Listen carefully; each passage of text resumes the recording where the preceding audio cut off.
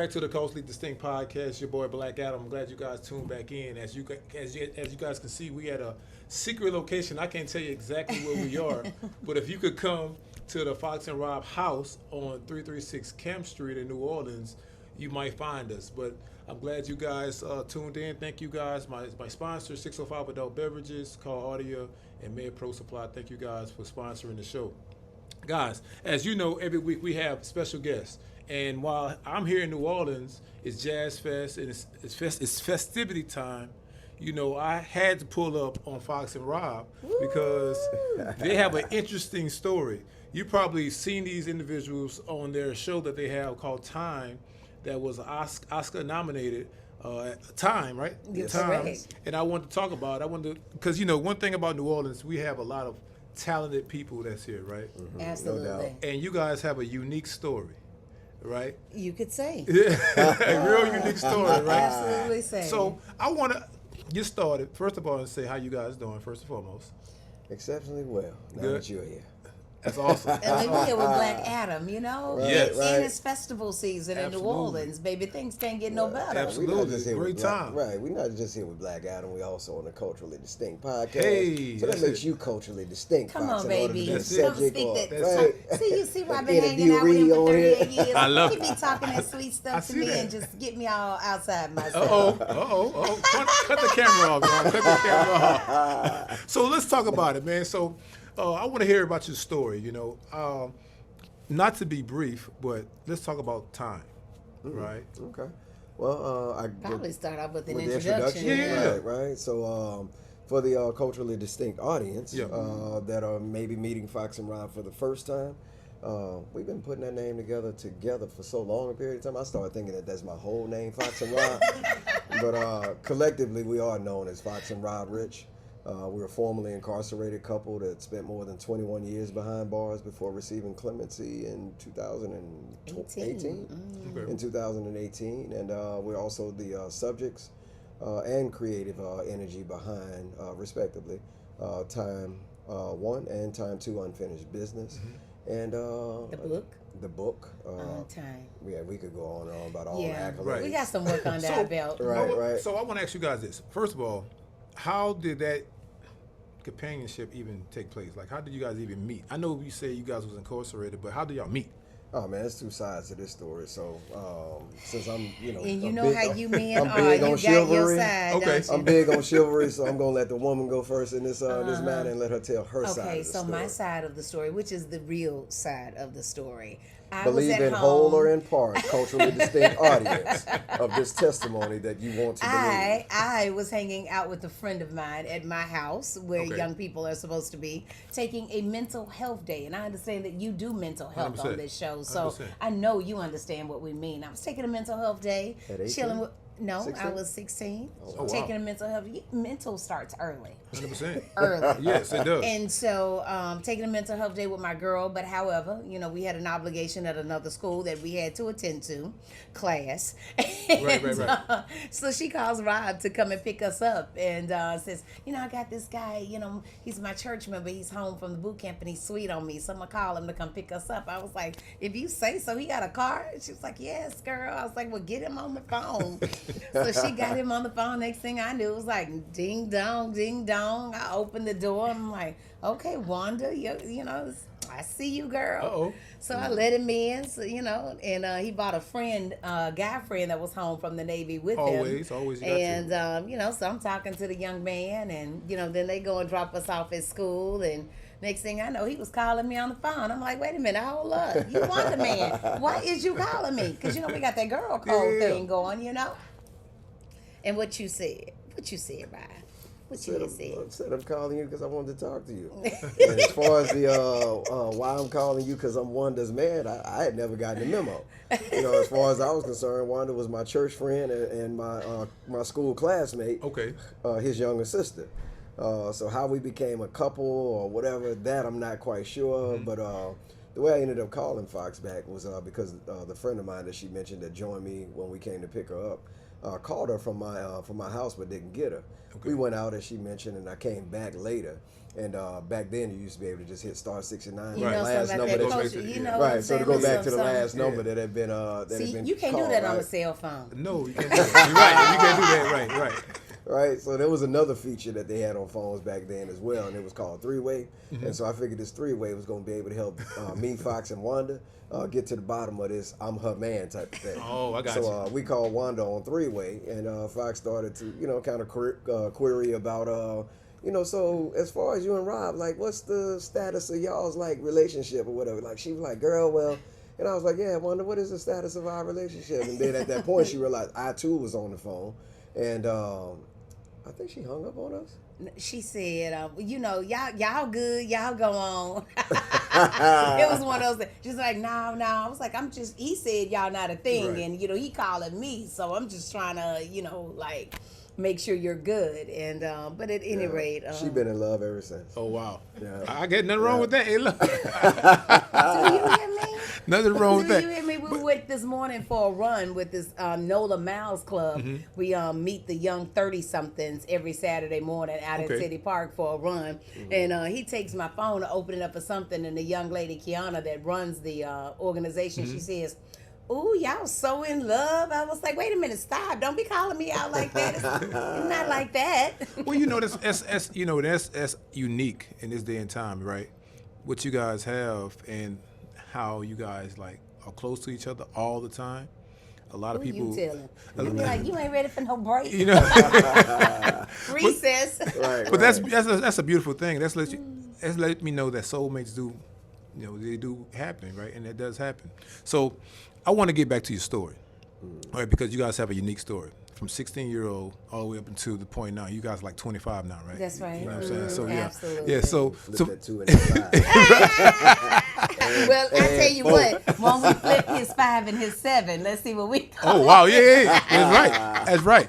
So now, what made you guys get into the creative spaces? Like, did you guys always have that ability to create, or did you do the arts in school, or how did you guys even I think get in that at space? the soul of us, Rob and I are both entrepreneurs. So aside from just the young love thing that we experienced, what we also realized as we grew up is that both of us wanted to own our own business. Mm-hmm. And so just that the entrepreneurial bug drove both of us to chasing our dreams. Okay. And that dream would ultimately end up leading us into the criminal justice system, trying to save what we had launched as our first business back in 1997, Yeah. shortly after we married. Probably largely because being black and being an entrepreneur, they ain't fixed the system. 100%. You know what I'm saying? And with that being said, it's you have to be a creative. So to your point about whether or not we were creatives or not, I think that when you're black and in this country trying to create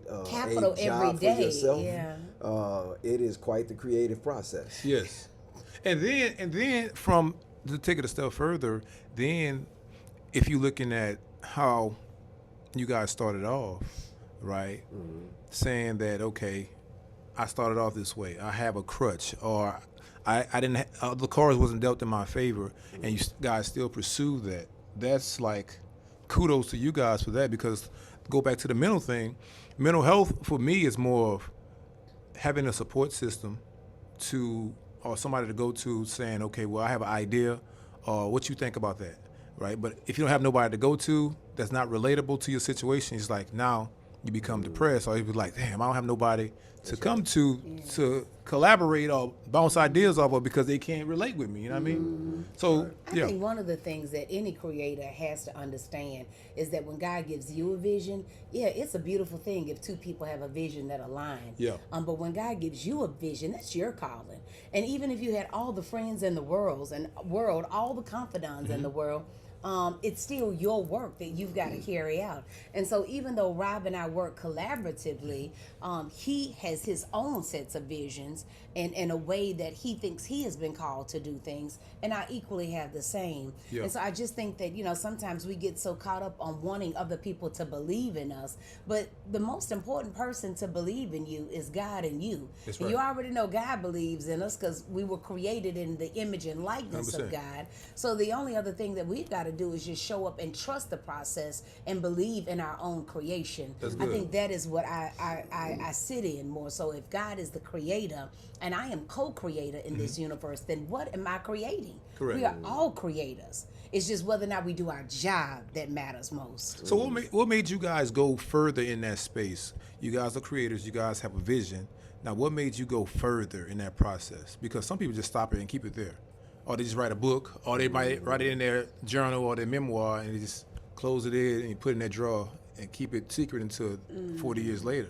I think like at the for me at the root of creativity, I think you start at a point and then it kind of evolves into something else. And I think creativity or our creativity showed up early on in our life in one particular way, but then life has a way of lifing.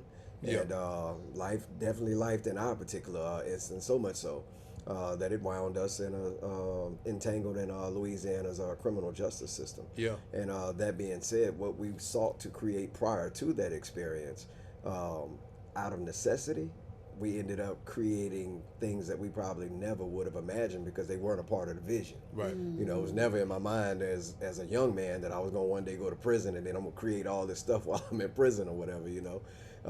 But just out of necessity, we became filmmakers. Before then, it was just kind of a fun thing that you do where you take pictures, understanding, putting it in context. Cell phones weren't around when we were younger people. A few people had a bag phone here or there, you know, and it was only, a select group of people that even had access to a bag phone. And much of the same could be said for a camcorder. Camcorders back then cost you about $1,200 to $1,500 back then, so they were not nearly as plentiful as cell phones are today.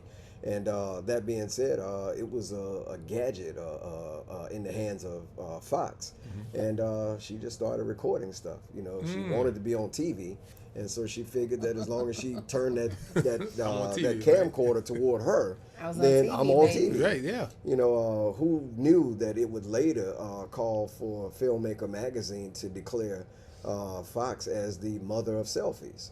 Because back when, most people that got behind a camera, they were behind the camera and looking for subjects Right.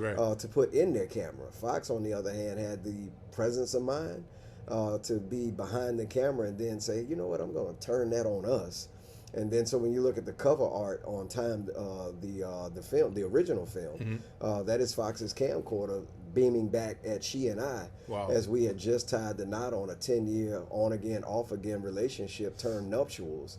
And it was the happiest moment in our life. And she started documenting it in that moment. Yeah. And prior to the camcorder, even when I was overseas, I must have went through 1 million cameras. You used to be able to get them kind that you could buy. Right. You ship the little thing and have the little film, and you can get 24, 36, 48 exposures. And I was always documenting. Didn't know that I was documenting at the time. Scotland. But yeah, I'm figuring that she's way back in small town Louisiana. Here I am on the other side of the world, in Holy Loch, Scotland.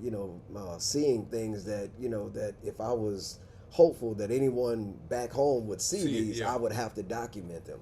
And so I started just taking photos, over and over and over again, and I would send them home, and Fox would stockpile them. I get double exposure, so I had a set of the photos, and then she had a set of the photos. And again, like I said, it just kept evolving over space and time. So you guys was content creators before content creator was a thing. I guess so, right? Recording yourself, because the thing is, that's like. Yeah, you should see our sex videos. Oh my goodness! Oh my goodness! That's when you go in the late night. So you start late night TV. Cost me this thing X-rated right now. Right. It won't be culturally distinct no more. Right. But it depends. It'll be the boom boom room. So, but you guys was content creators before that, and you used the word earlier. You said alignment. You was taking pictures, and you was recording yourself, not knowing that one day the world will see this in a picture. You guys just going to structure it and make it a storyline. Why did you guys think it was important for people to see you guys' storyline?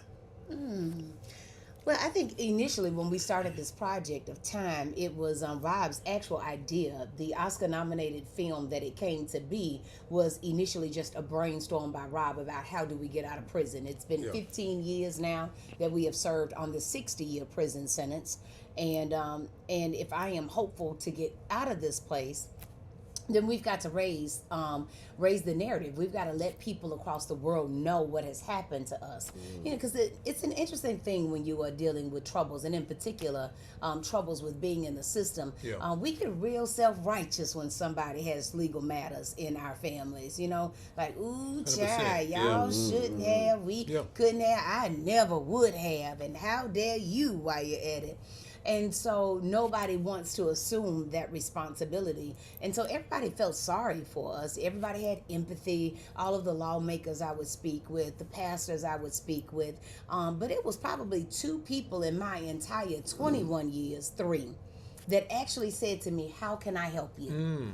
All of the other ones, they just listened. And but nobody was willing. You know, they knew it was wrong, but nobody was willing to fix it. Yeah. You know, I'm like, you don't know how to fix this? Right. You know, certainly this can't be right. And so understanding that, we felt like we had to go outside of Louisiana in order to get the help that maybe the public peer pressure would then make Louisiana turn on itself and see what it had done to our family. And our family, not because we are so self-righteous and it's just all about us, but if this happens to our college educated family, military veterans, college educated, nuclear family home, deeply rooted in the community, and we are treated like this by the system, then imagine, you know, lesser fortunate souls that find themselves in the criminal justice system and how they're being treated. And so he says, you know, Fox, I think we're gonna have to make a documentary so we can tell our story. And I was like, oh, okay, I hadn't done one of those before, but let's go see. That's good. So I came back to New Orleans, and as gifted and creative as the people here are in my hometown, in the city that I call home, it is, you know, I knew I would be able to find someone to work with. And so we started moving in that direction. And then one thing about when you're pursuing your dreams, when you take one step, they say God will take 2. 100%. And so as we started moving in the direction to do what we thought was best for us, then God sent us the talented Garrett Bradley, who had been funded by the New York Times to do a short film. She reached out asking would I participate in the documentary short that she was filming for them. So after we did our interview together, I was like, wait a minute, I'm working on telling this story. Why don't you, baby, go on over back there to that New York Times place and tell them that, you know, we need them to greenlight this story as well. And she made a commitment to do so. And when she did, they actually said yes. And so we got the first set of fundings to tell our story from the New York Times. Really? We thought that, you know, we were doing it so that we could raise awareness, but while we were filming, the work that we had been doing for our freedom actually manifest. And Rob came home at the same time that we were wrapping that short doc for the New York Times. And so instead of the short doc helping release him, his release actually became a part of that film. Let me finish the last piece. Okay, go ahead. And the last piece is when we wrapped filming that weekend that he came home, she asked me did I have any archive footage, which I had already shared with her that I did, but maybe she had forgotten. And so she came by to pick up the archive footage, and I gave her a bag of home videos that I had been shooting over 21 years. And so with that footage and what she had shot, she was able to go to Concordia Studios, and they put the backing behind it to become a full feature film. And Concordia Studios comprised of Lorene Powell Jobs, Steve Jobs' widow, as well as the Oscar-winning Davis Guggenheim. So those are the people that helped bring this story in that time to the whole wide world. The story would go on to Sundance, win Garrett Bradley, the first Black woman to win a full feature award at Sundance, and then it would be purchased by Amazon for $5 million. Wow. So I mean, it ain't the $40 million they gave Melania, but you know. I know, you know. But still, you got think about that. I'm trying to digest that, right? Because this saying keeps coming in my head. It said things don't happen to you; they happen for you, right? Hey. So that situation led to the situation that you guys experienced. And while you was recording, Rob, when you was coming home, so you was part of the film to make the film basically a completion of what you guys started, which will lead the legacy to go on and on and on. Have you guys just sit back and lived in the moment and realize, what are we here for, right? Like, you ever thought about that? 2025 was a hard year. We did a lot of sitting and thinking. Right. And by 2025, now mind you, I got out in September of 18. Okay. And so now you're talking about fast forward almost 7 years later.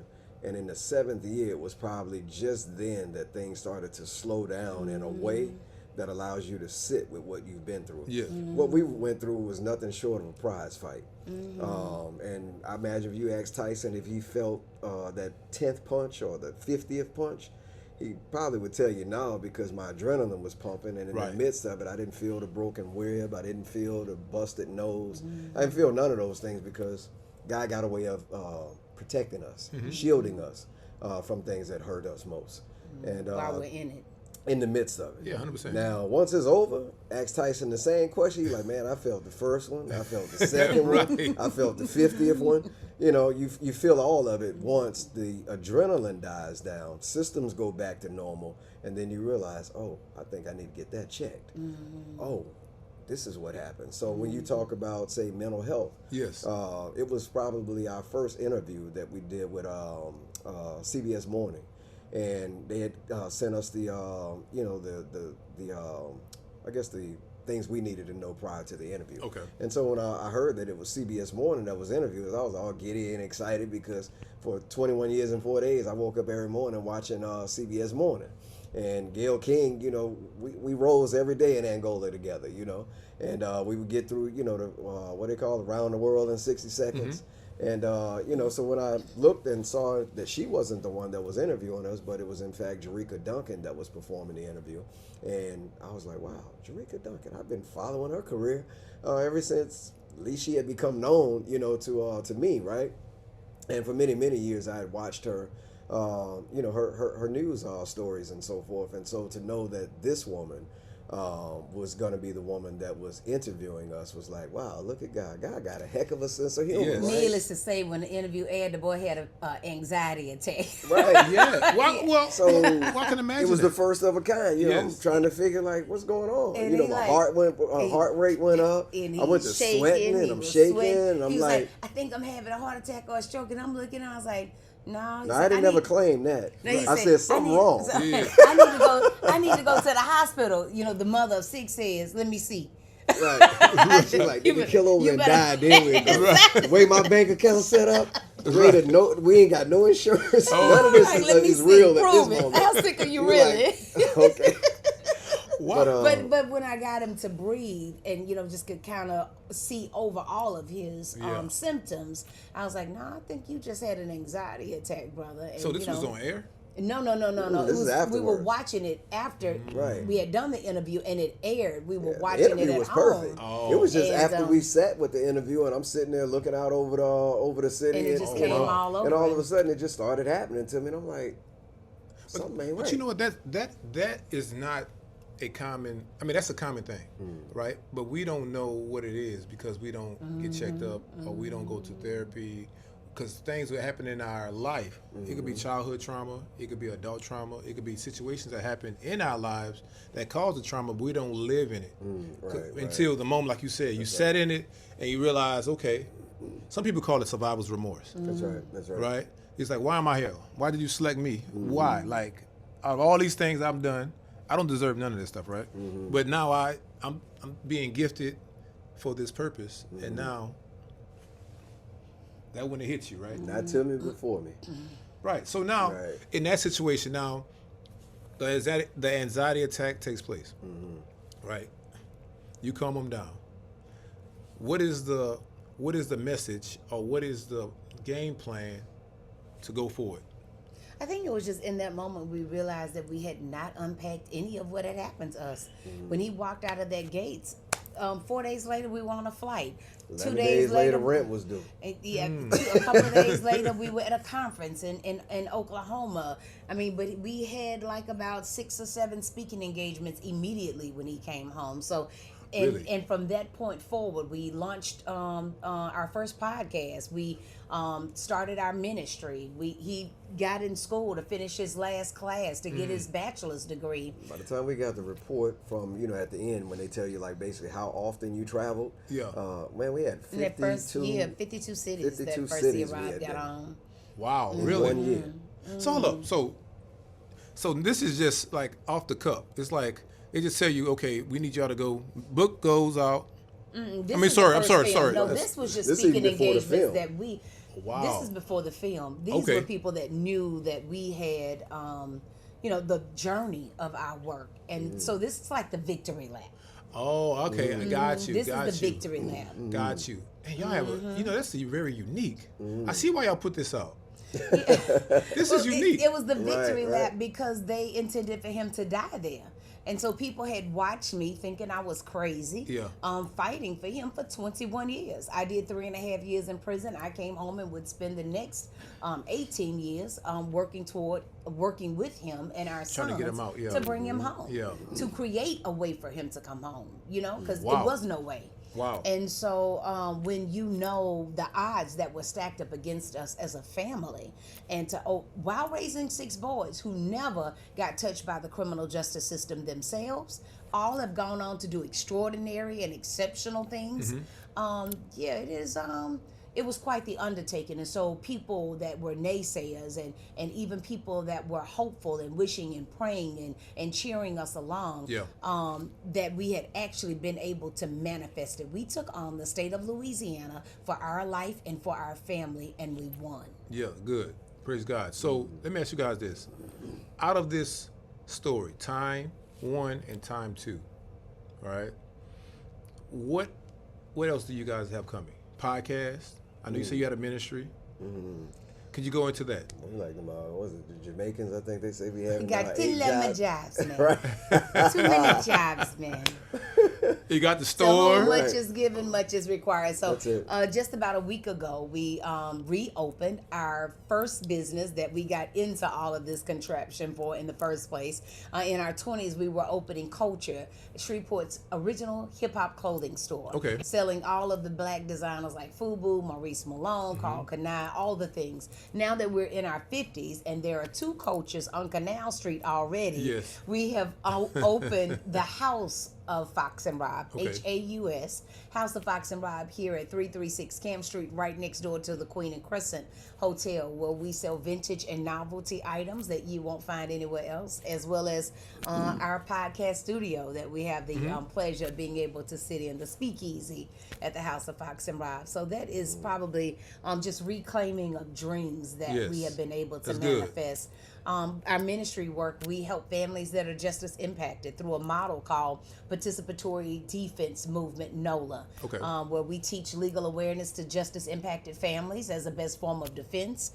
We judge our time by how much time we've saved versus how much time someone is sanctioned to serve in prison. So to date, we've saved over 4,000 years of people serving time behind bars. Oh, wow. Just here in Louisiana. We are one Wow. hub of 40 hubs across the country, and collectively, our organizations together have saved over 40,000 years of people serving time behind bars. And so, Time 2 Unfinished Business is my directorial debut. It is the sequel to the Oscar-nominated documentary Time. Yeah. We released it at time2movie.com on a limited exclusive release because it has a social impact campaign. As a social impact campaign, it has a liberation toolkit to help give people guides that are going through incarceration that they can access and help them navigate the criminal justice system. So June of this year, Juneteenth of this year, Okay. we are looking for it to go home to Amazon to sit alongside Time. And then there is the book, the literary companion to the first film, Time, which is about our faith walk. Okay. It's wherever books are sold. And then we are launching the podcast, A Conversation with Fox and Rob. I got a lot. And who you telling? And To not whom to- much is given? Much is Right, required. right. Absolutely. And I swear, then someone else blessed us with something that became yet another project of ours, and it's the Freedom Anthem. It is a song that was gifted to us. We'd love to play it for you after the tapes go off because we still got some It was a some gift for our legalese that we're working out.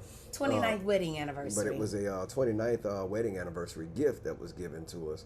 And with that being said, it was like God was giving us another mission. not just another mission, but yet another brick in, what it is that we're building. Yeah. That he, like I said, gifted us with. And we're like, oh, wow, Imagine how this now connects all of these other Yeah. pieces, you know, in such a way that is really going to be, we anticipate being huge. So, what was this? Is my last question. What was? Good, because I'm tired now. And that's just a talking piece. Imagine you gotta get to work, right? So what time is lunch? So, the last question: where were you guys when you guys got the call and saying that your film was Oscar nominated? Oh, we were sitting in front of the And what was that emotion? we were sitting in front of the television March 5th, 2021. Okay. And we're watching the guy, I can't remember their names, but they're making the announcements live on CBS.